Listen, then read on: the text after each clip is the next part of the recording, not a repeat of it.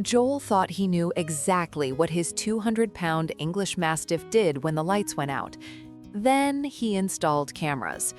What those cameras caught at 3:14 in the morning on a night Joel was sound asleep is something he still watches back on his phone.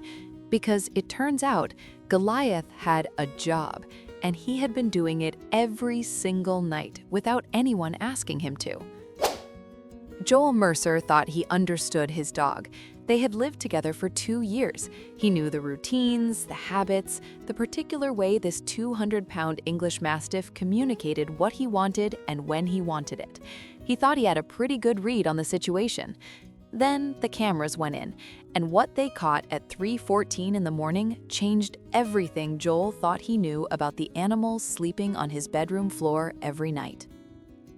Joel was 41 years old, worked as a night shift supervisor at a distribution warehouse 3 days a week, and owned a house at the end of a quiet street in a neighborhood that had seen a string of break-ins over the past several months.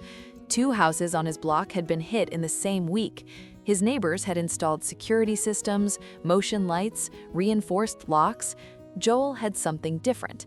He had Goliath. Goliath was an English Mastiff, fawn with a black mask, somewhere in the region of 198 pounds on a light day. Joel had adopted him at 18 months old from a rescue that described him in the intake notes as extremely attached and separation averse. What the rescue meant, and what Joel discovered within approximately 72 hours of bringing him home, was that Goliath had decided Joel was his entire world and had organized his existence around that fact with complete and total commitment. If Joel was in the kitchen, Goliath was in the kitchen.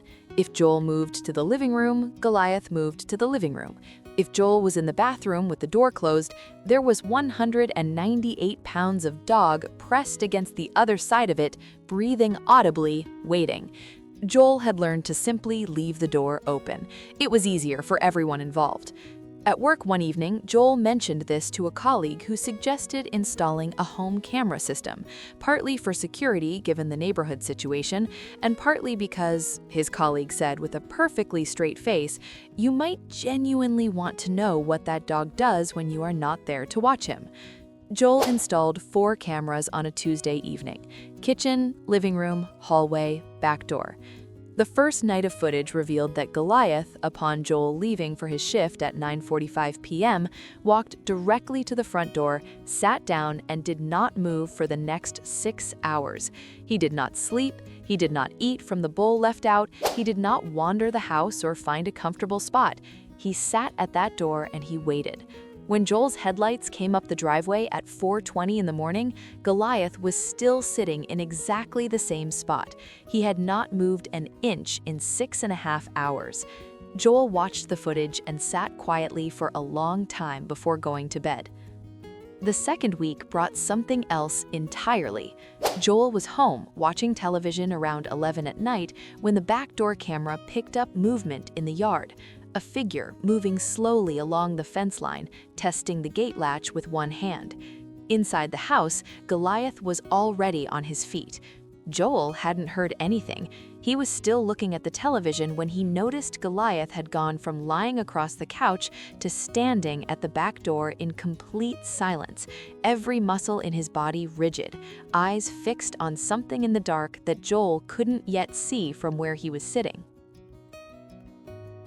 I see you're still watching but haven't subscribed yet. Honestly, that stings a little. Hit subscribe. You need to see what the camera caught next. Joel pulled up the back door camera on his phone. The figure at the fence had gone still.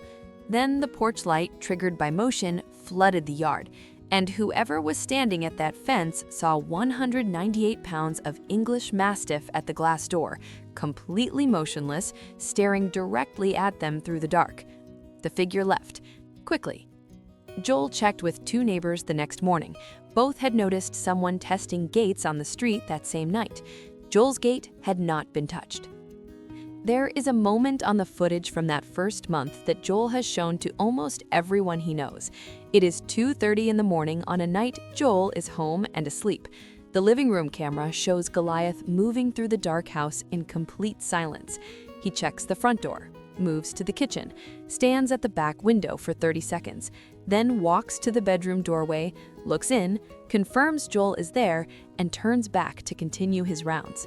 He does this 4 times between midnight and 4 in the morning, every single night, without being asked, without being trained, without anyone knowing until the cameras went in.